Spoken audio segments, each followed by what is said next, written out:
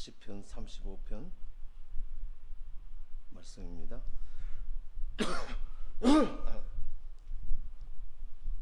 1절에서 8절까지 오늘 봉독하겠습니다. 여호와여, 나와 다투는 자와 다투시고 나와 싸우는 자 싸우소서. 방패와 손방패를 잡으시고 일어나 나를 도우소서. 창을 뺏어 나를 쫓는 자의 길을 막으시고 또 내 영혼에게 나는 네 구원이라 이르소서. 내 생명을 찾는 자들이 부끄러워 수치를 당하게 하시며 나를 상해하려 하는 자들이 물러가 낭패를 당하게 하소서. 그들을 바람 앞에 겨와 같게 하시고 여호와의 천사가 그들을 몰아내게 하소서. 그들의 길을 어둡고 미끄럽게 하시며 여호와의 천사가 그들을 뒤쫓게 하소서. 그들이 까닭없이 나를 잡으려고 그들의 그물을 웅덩이에 숨기며 까닭없이 내 생명을 해하려고 함정을 파싸오니 멸망이 순식간에 그에게 닥치게 하시며 그가 숨긴 그 그물에 자기가 잡히게 하시며 멸망 중에 떨어지게 하소서. 아멘. 예. 오늘 이 말씀은 다윗이 이유 없이 너무나 많은 비난과 공격을 받는 지금 그런 상황입니다. 오늘 제목은 비난과 공격을 당할 때라는 제목으로 이제 말씀을 나누겠습니다. 다윗은 이유 없이 이렇게 너무나 많은 함정에 올무에 그렇게 이제 고통을 받는 상황입니다. 그럴 때 하나님이 나를 대신해서 싸워주시고 하나님이 그들과 다투어서 그들을 다 물리쳐 주시고 나를 보호해 주시옵소서. 우리는 인생을 살아가면서 사람들에게 공격을 당하기도 하지만 우리의 무지와 우리의 정욕과 우리의 욕심의 공격을 당하는 것이 더 무섭습니다. 사람의 공격은 눈에 보이니까 원수가 보이니까 그렇지 나의 무지와 그 무지에 당하는 것은 적이 누군지도 모르는 것입니다. 예. 적이 눈에 안 보여요. 내가 무지, 내가 모르니까. 예. 이것이 가장 무서워. 그래서 내 백성이 지식이 없으면 망하는도다. 말씀을 모르니까. 말씀. 이때 말씀이란 것은 하나님이 말씀이시고 천지 만물을 하나님 말씀으로 지으시고 지금도 말씀으로 운행하고 계십니다. 그러니까 이 말씀을 모르면 내 무지가 나를 공격하는데도 모르니까 왜 이렇게 어려운지 몰라요. 이게 제일 무서운 거예요. 그래서 예수님이 진리로 오셨어요. 빛이 쫙 비칠 때 그 속에 생명이 있고 빛이 비치면 사망이 물러가는 것입니다.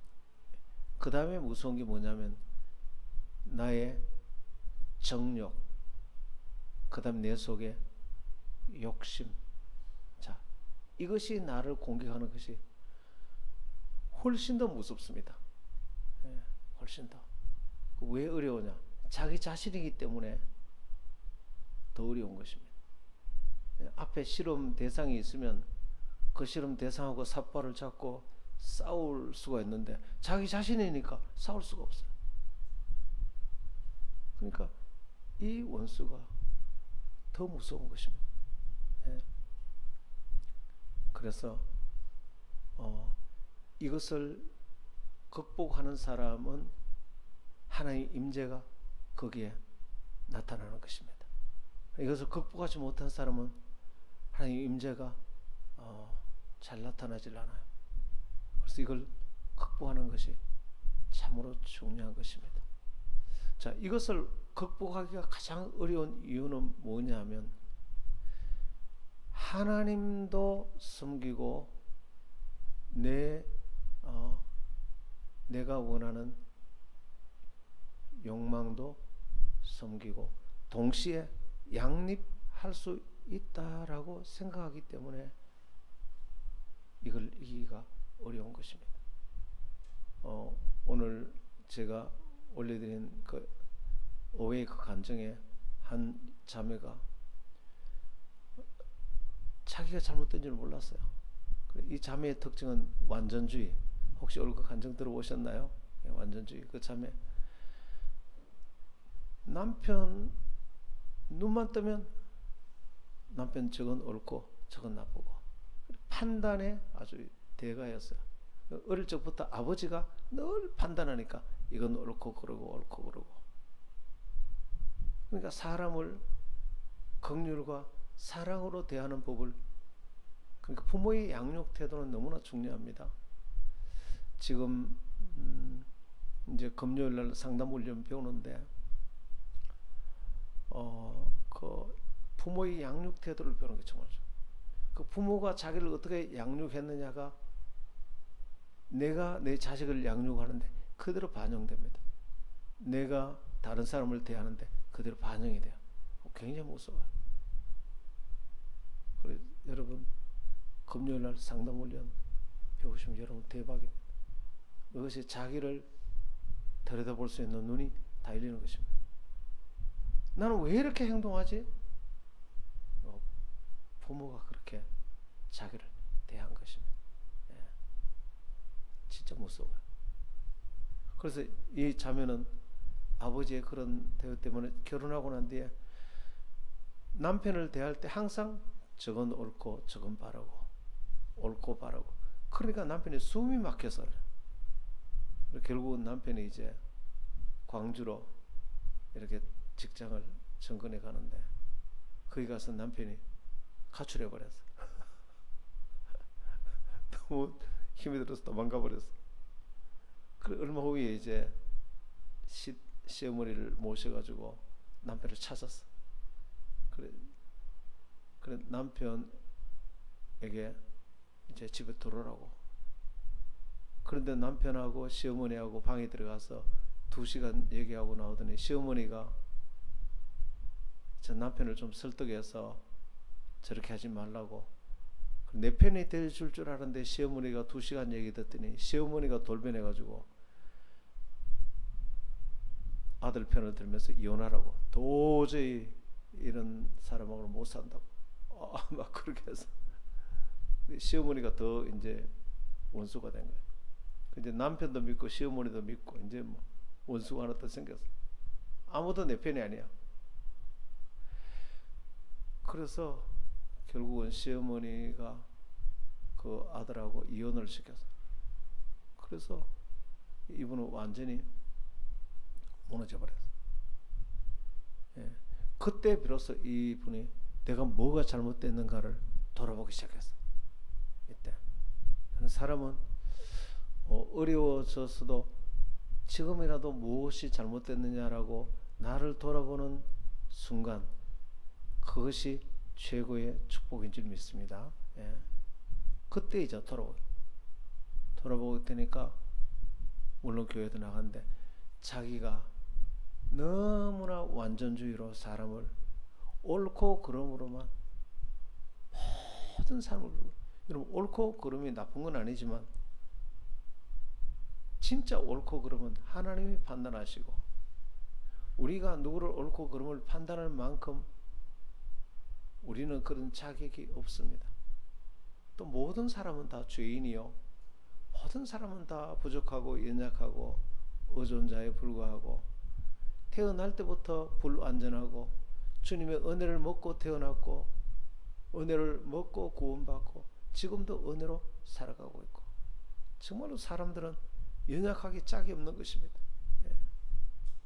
그런데 아예 뭐 무서운 선악으로 사람을 판단하니 그게 어떻게 견디겠어요? 그래서 이분이 깨달은 거예요. 거기서 물론 교회 다니는 분이니까 깨달았어.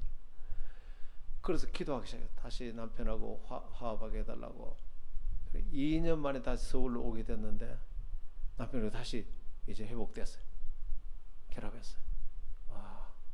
그 간증을 하더라고. 그래, 오웨이크 수련회 가서 내가 얼마나 참 내중심적인가 그걸 깨닫고, 이분은 오웨이크 수련회 많이 갈 수 있기를 바랍니다. 그래서 이분이 변화된 간증을 눈물로 간증을 하시더라고. 자, 그러면 이분이 왜 이렇게 남편을 향해서 그런 무서운 마음을 갖게 됐느냐면, 교회를 다녔어요. 그런데 나의 모든 사랑받는 하나님의 안전과 인생의 모든 필요와 의미가 하나님에게도 받고 사람에게도 받고, 그러니까 사람에게도 받고 하나님에게도 받고, 이 도가 뭐냐?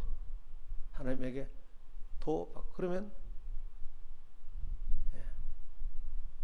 원래 우리의 필요는 도가 아니고 하나님에게만 받고, 도가 변하여 만으로 되지 않으면 이제 계속 그거 할 때는 계속. 그래서 하나님에게도 그런 상태에서는 하나님의 임재가 나타날 수 없어요. 항상 이제 원망과 불평과 불만족과 욕구불만, 내 아내를 향해서 항상 내가 원하는 대로 아내는 왜 이렇게 안 해주는 거야. 항상 욕구불만해. 그리고 언제 터질지 몰라. 원래 우리의 필요는 사람으로부터, 환경으로부터 물론 채워지죠. 그런데 채워지는 것은 선물일 뿐이지 원래 이것은 하나님으로부터만 채우도록 되어 있어요. 자, 이 도에서 만으로 넘어가는 것이 치유인 것입니다. 도에서 만으로 넘어가는 것이 비로소 해방인 것입니다. 비로소 그때 구원인 것입니다. 그것이 하나님의 임재인 것입니다. 하나님의 임재는 교회를 오래 다녔다고 임재가 나타나는 게 아니고 뭐 성경 지식이 많다고 그런 게 아니고 진짜 그 마음 중심이 하나님에게만, 그래서 하나님에게 피하는 거예요. 그 어려움이 왔을 때 하나님에게만 피하는 것입니다. 하나님에게. 그래야 진짜 자기가 보호되는 것입니다.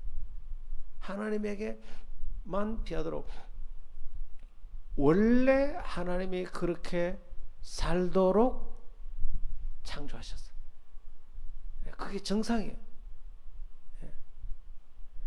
원래 에덴 동산에서 인간은 그렇게만 살도록 하나님이 창조하셨어요.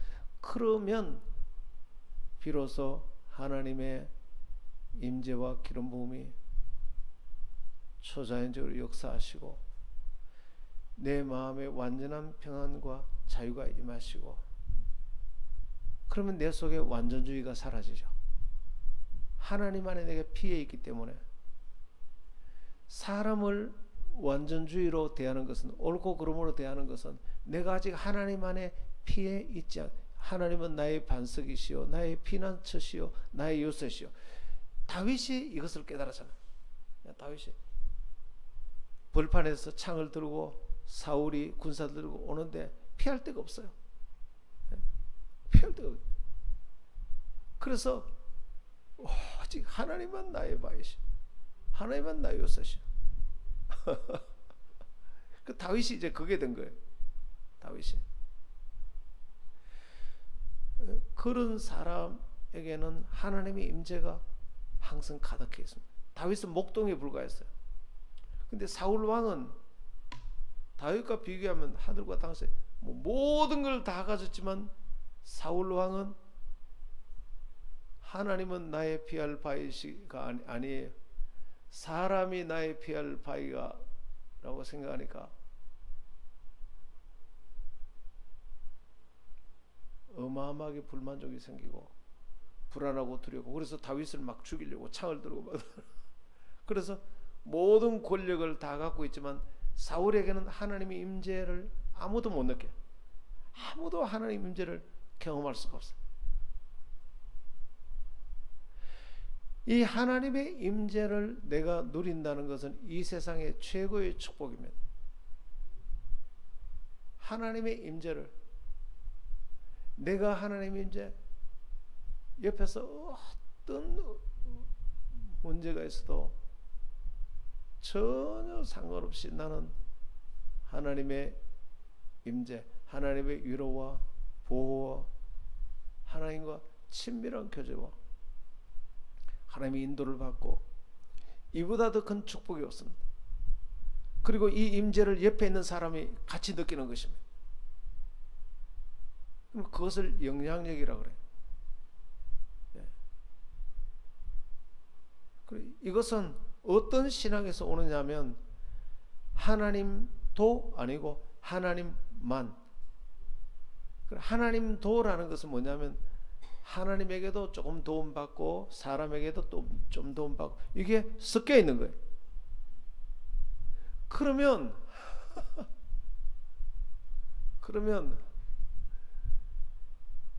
이건 하나님이 그를 도와줄 수가 없어요. 도와줄 수가 없어요. 그럼 언제 정말로 이 하나님만으로 넘어갈 수 있느냐?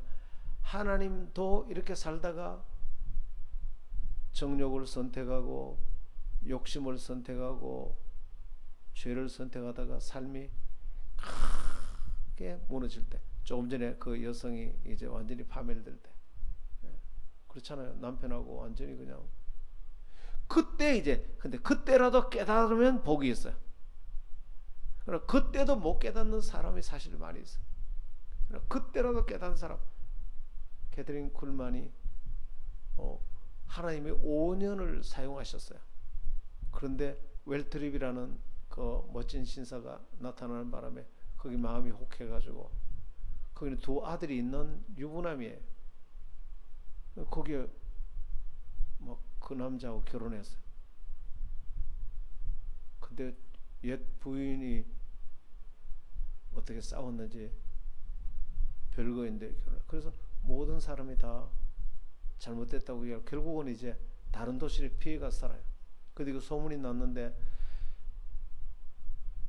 캐서린이 집회를 하려니까 소문이 나서 집회가 취소되고. 그러니까 하나님도 사랑하고 정욕도 사랑하고, 그러니까 하나님도, 그러니까 이 땅에 목숨은 붙어 있지만 하나님 임재가 사라져 버렸어.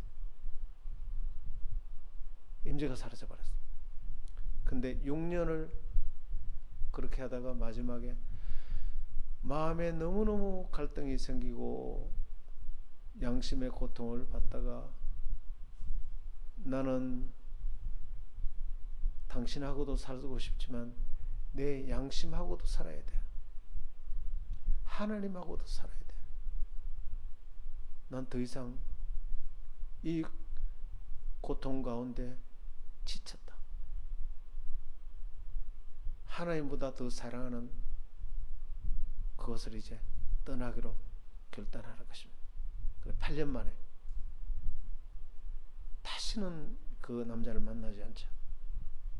그래서 로스앤젤레스를 떠나는 원웨이 티켓, 편도행 열차 티켓을 사서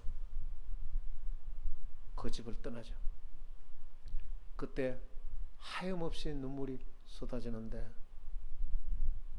자기가 제일 사랑하는 것을 버리고 가니까, 하나님보다 더 사랑했으니까. 그때 말하기를 자기는 진짜 죽었다고 말하더라고. 정말로 자기가 죽었대. 그래서 걸어가는데 열차 길이 또 끊어진 대로 걸어갔어요. 그게 마지막 자기 인생하고 똑같은 거예요. 하나님 없이 가다가 길이 없는 곳으로. 그래서 이제 그 도시를 떠나는데 다시 하나님에게만, 하나님도가 아니고 하나님에게만 피하자. 내 정욕과 욕심이 오늘 여기에 다윗을 공격하려고 달라들었잖아. 그때 다윗은 어디로 피합니까? 하나님에게만 피하죠. 하나님에게 온전히. 그러자 다시 캐트린에게 떠났던 하나님 임재가 어마어마하게 나타나. 기름 부음이 나타나고 그분하고 얘기를 하면 모두가 하나님을 경험하고, 그 장면에서 제가 하나님을 만난 거예요. 그분 이제 자서전을 제가 읽다가 영이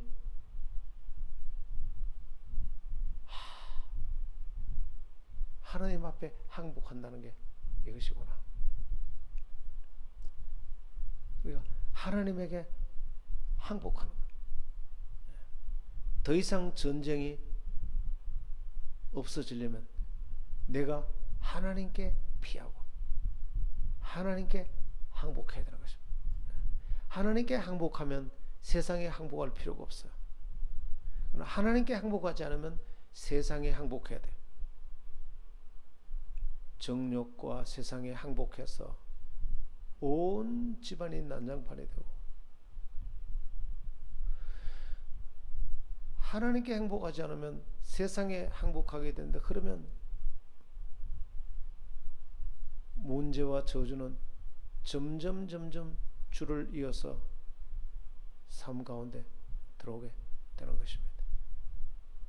그래서 하나님께 피하고,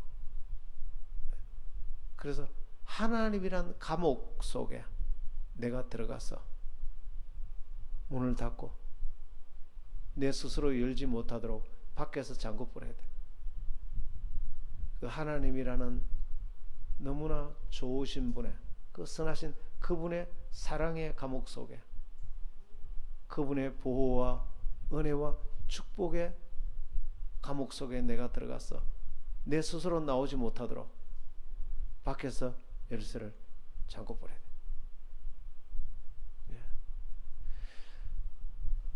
그게 이제 다시 두 마음을 품지 않도록 완전히 하나님 그 양립하지 않도록. 양립이란 것은 동시에 두 개가 허용되는 거예요. 이 길도 두 개. 그러니까 이 논리도 두 개가 다 된다. 그런 걸 양립하는 거예요. 근데 하나님은 그걸 우상숭배라 그래요. 우상숭배를 하면 어떻게 되죠? 그 뒤에 귀신이 항상 붙어 있어. 그리고 우상숭배하면 반드시 저주를 받게 돼. 우상숭배하면 모든 것을 다 원수의 손에 뺏겨버려. 그리고 조금 전에 그 완전주의 여성이 다 뺏겨버리잖아. 다.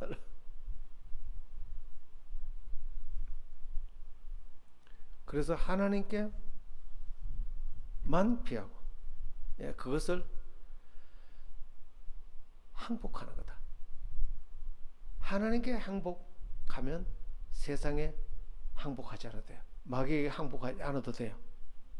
그러나 하나님의 사랑의 감옥에 들어가면 세상의 죄의 감옥에서 나올 수 있어요. 하나님이란 감옥에 들어가지 않으면 나는 정욕과 실패라는 감옥에 내가 들어갈 수밖에 없어. 들어갈 수밖에 없어. 그래서 하나님의 임재와 기름 부음이라는 것은 하나님의 감옥에, 사랑의 감옥에 들어가면 못 나오잖아요. 다시는 못 나와요. 그걸 내가 선택하는 거야. 그거는 하나님도 우리에게 인격자이기 때문에 누구도 강제로 할 수가 없어요. 그런데 내가 깨닫고 난 뒤에 선택하는 거야. 선택하는 거야. 그러면 그때부터 여러분 하나님만, 그 하나님 임재 가운데 사는 사람은 무능해도 하나님이 쓰시고, 많이 배우지 못해도 하나님이 쓰시고, 천한 사람도 하나님이 쓰시고, 하나님만, 하나님 사랑을 감옥으로 삼고 그 속에 들어가서 잠궈버린 사람.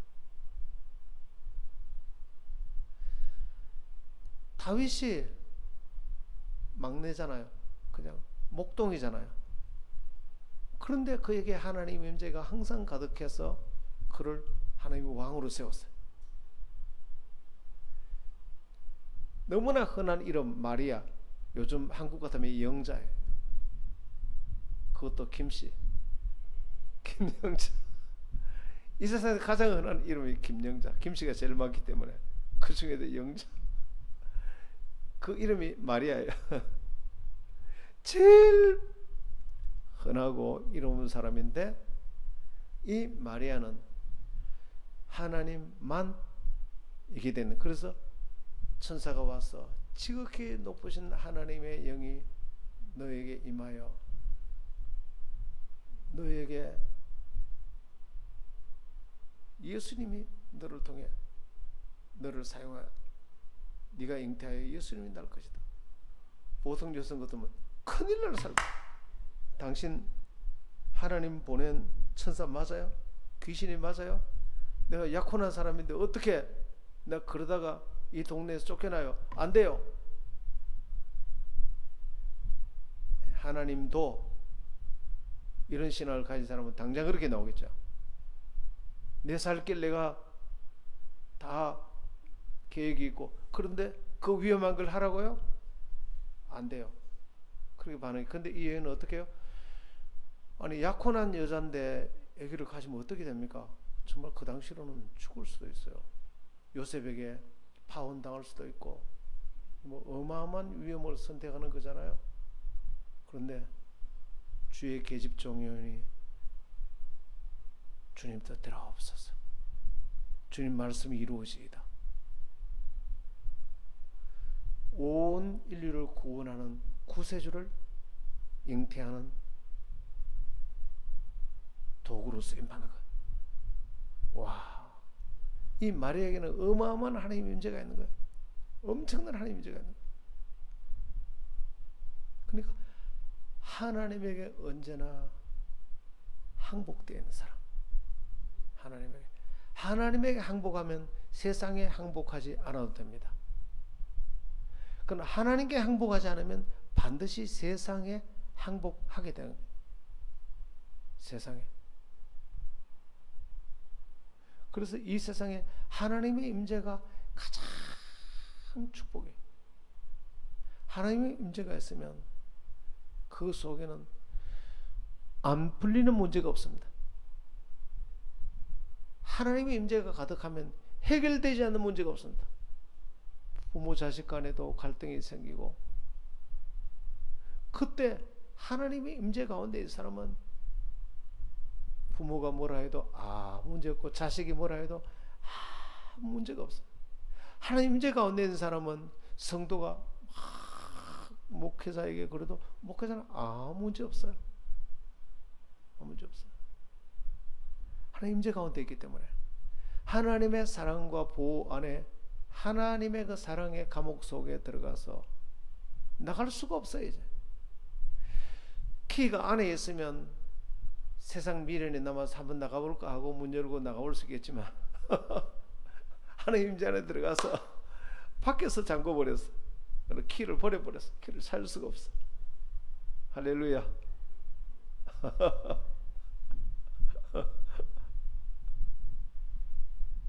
네.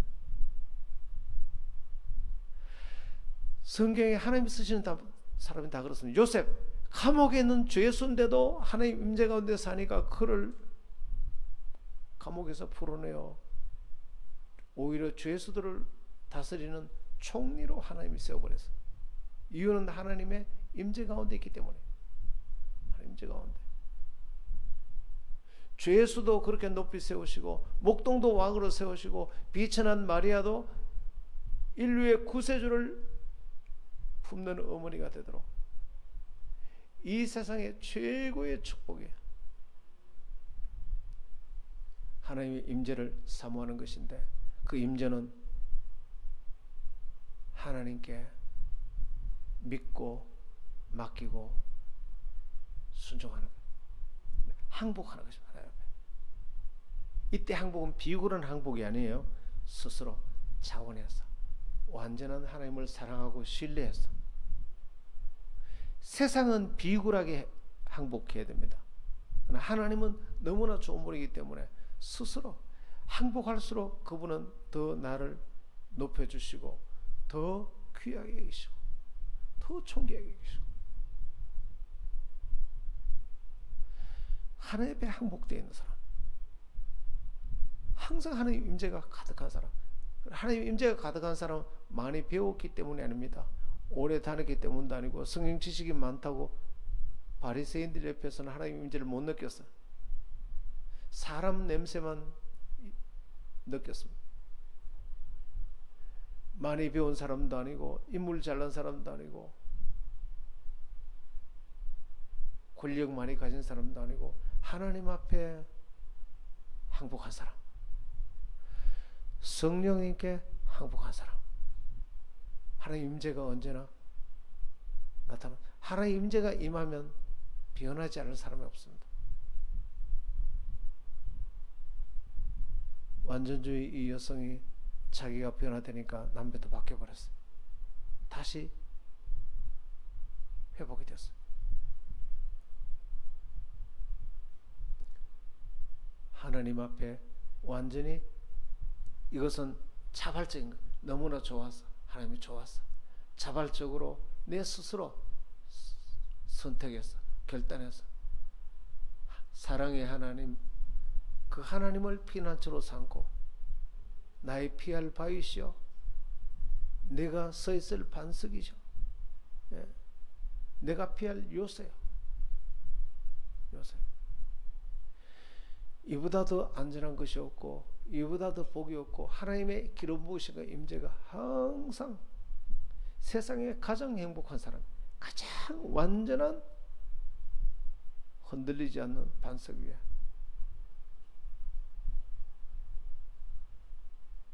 이 축복이 가득하게 되기를 축원합니다. 찬송 한번 할까요? 우리 한번 기도하겠습니다. 권사님, 오늘 조금 전에 했던 우리 보좌 앞에 모였네, 그 한번 들어줄 수 있으세요? 아, 그거 너무 좋던데. 예. 하나님 보좌를, 하나님을 우리의 피난처로 삼고 주님 언제나 하나님 임재 안에 살게 하옵소서. 하나님 임재 안에 다 같이 한번 기도하기를, 하나님 임재 안에 살기로 선택하게 하옵소서. 주여 한번 외치기도 합니다.